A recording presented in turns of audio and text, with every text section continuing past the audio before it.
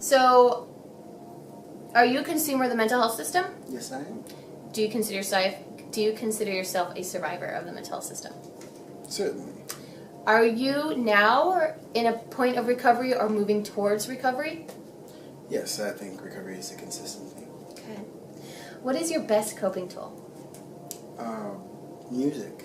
And music is my number one coping tool. I'm very verbal as well, so I write a lot. But I compose a lot of pieces. I went to Juilliard for the School of Arts. Juilliard School of Arts for symphony composition. No way! You went to Juilliard? Yes. Oh my god, you're the first person I've ever met with Juilliard. I've only seen that shit on TV. That's big shit, isn't it? Yeah. It's like important, impressive. Way to go! And I spend a lot of my time making music. So. Yeah. I heard you at lunchtime. It was amazing. Thank you. Who supported you most in your life, and what did that person do that was so supportive? See, now, here's where it gets a little bit tough. Because I've kept a very strong support group in my life. So I can break it down in like 3 people. Is that okay? Whatever you want. Remember, this is to help people. So whatever is most helpful for you, whatever you want to sort of pass your message on. This is a story of you, Julius. Okie doke. So my brother Ricky, who hasn't always been there, but he's been there in heart. He is a very steadfast, level-headed, strong individual who is very financially successful and emotionally successful and triumphant in his life. He is 27 years old, has his own house, buying his second house. He's a realtor, was the floor manager of Fry's Electronics, has bought 2 cars, paid cash. I mean, he knows how to... But what has he done that was so supportive for you? What was that just him role modeling those... He role modeled, and I've struggled with, mental ineffectiveness throughout my lifetime, and he would coach me through my little, what a scientist would call a manic or depressive state, or manic depressive state, and he was always just like, he was rock solid strong, and he was there for me. Okay. I've got a best friend named Trevor, who's literally paid almost everything in my, it was like, he paid the way for me to live. Like, when I was homeless for 3 years, he McDonald's, anything he could to get me on my feet. He let me stay with him, as long as his mother would let him stay, let me stay in the house. But he was just like, it was kind of like, he just like pulled me in the house and was like, you're staying here. Like, you're not going anywhere. And I was like, well, I'm comfortable. He's like, you're staying here. And he's the reason I have all of my stuff still. It's hard to be homeless for 3 years and keep all of your stuff. And he has stored it. He's opened up a storage shed, put all of my clothing in the storage shed, all of my furniture, my computer, which is like my love. Like, it's my baby, and he's put that away. He's kept it, and then I got on my feet, and he would pay for it to come back to me. He may not have been the most emotionally effective friend, because there's just a lot of times when I was like, yo, I'm going to do something. He's like, yeah, I have a question. How old are you? I'm 23. Okay, so we're all of age? Okay. I'm going to lock this door. I'm really sick of people coming in. But I wasn't going to do it if you guys were minors. There's always another way out. Yes, that's true. Fire. Okay? You can go that way. So, continue.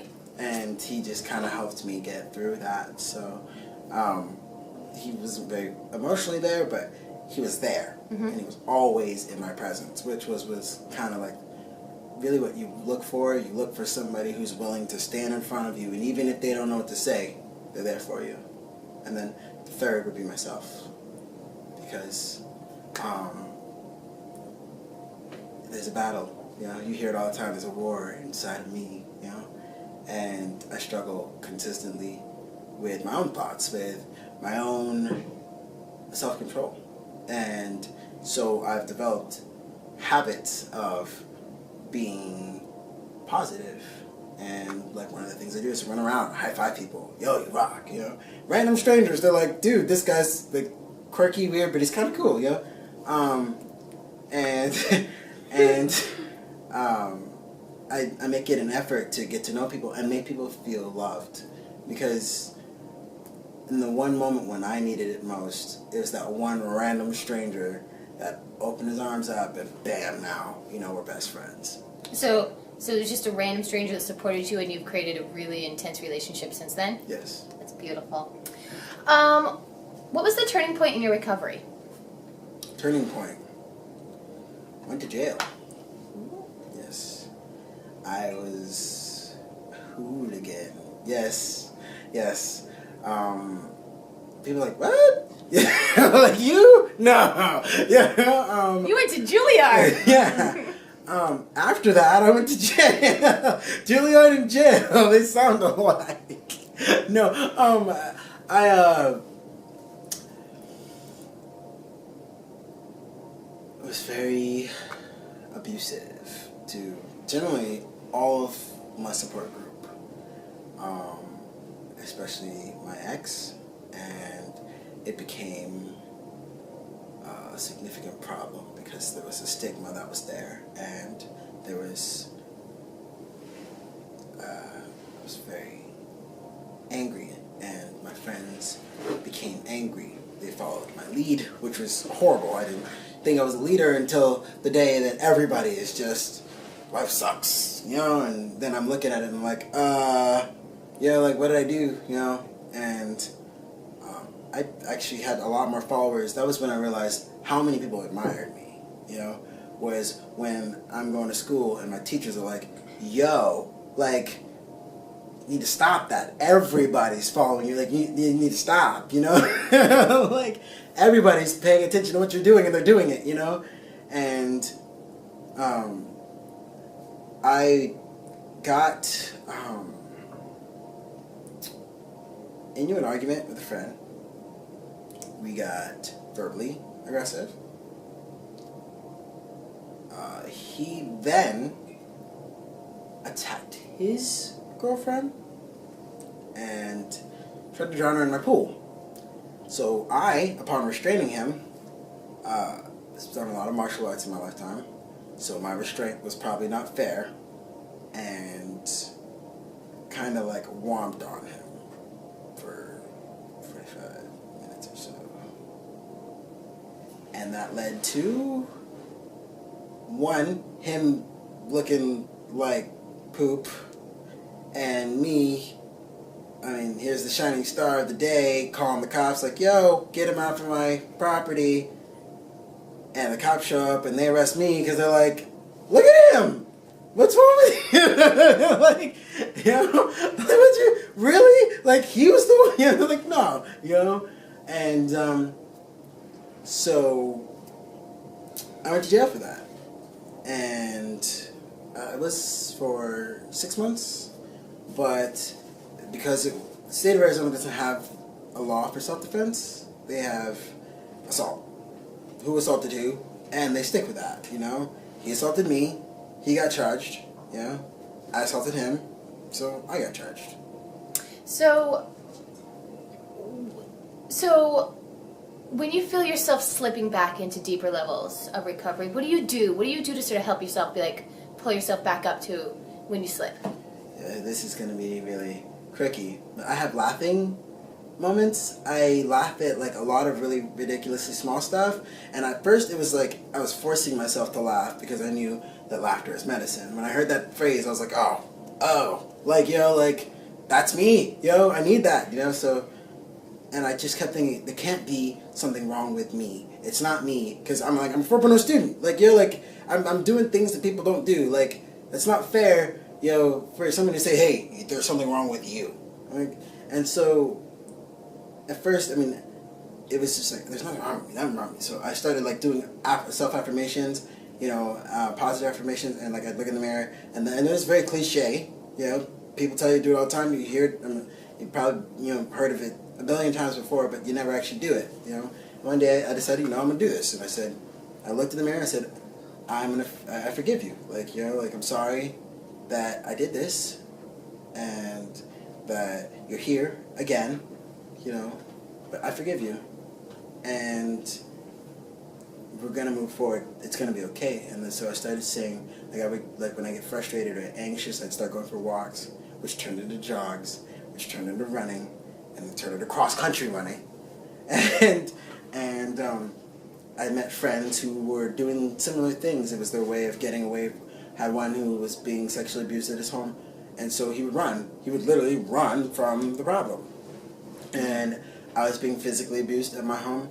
At the time, the sexual abuse had stopped, and so I ran, And so we were running together, and it was kind of cool. It was like running for the wolves. And so, real quick, break it down. Yes, absolutely. That's not even like I went off on a tangent. It's cool. I'm a musician. Music is my coping skill. Music is my life. Music is my best friend. Nobody can take that away from me. It's always been there. My piano, I've smashed my piano up against walls. You know what I mean? And it still plays beautifully. You know what I mean? Like, it still hasn't given up on me when I felt like I was deserted by all mankind. Music has been number one, and it manifests within me now. I make a home for it in my heart, and so it comes to my mind all the time. And it was an acquired skill. I'm tone deaf and rhythmless. I kid you not. I am tone deaf and rhythmless. I do not have a bone in my ear that says this is what rhythm is. But because I took a liking to sound, and my brother raised me up, and he ran a studio, and he was an artist as well in Chicago, and that's where most of the trouble happened. I needed to get off the streets. I was scared, so I started going in the studio. He said, keep your grades up, do music. So let's say that you could go back and talk with Julius at his lowest point, hopeless, whatever your rock bottom was. What do you wish right now you could tell yourself at that point? It's going to be okay, and I love you. And it doesn't make any sense right now. You won't understand this. I'm almost certain you won't get this when I tell you this. But you're going to be loved. You're going to feel loved, and it's going to be by you. And I hope you remember that I love you. So the I Got Better campaign is for all those people that are hopeless and all those people that are suicidal and struggling right now. What message do you wish that you could give those individuals just one breath away from committing suicide, just feeling like recovery is not even a word in the vocabulary? There's no such thing as failure. There's only successful attempts to prove what does or does not work. That is Mark Twain. Actually, no, that's wrong. That is Thomas Edison. Doing the light bulb. Okay, last one. What is your hope for the mental health care system in the future?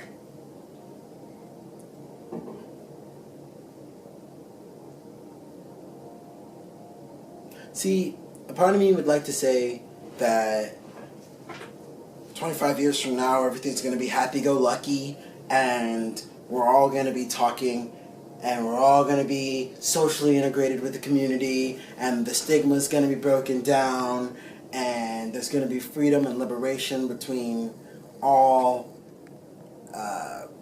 mentally ineffective individuals.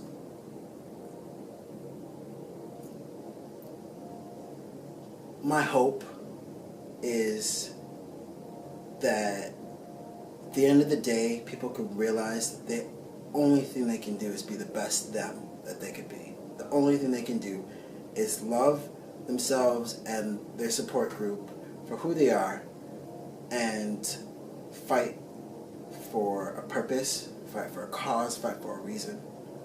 Because at the end of the day, it's all about when you go to bed, what did you do for you in your life? Awesome. Anything else you'd like to say? Don't give up hope. Yeah.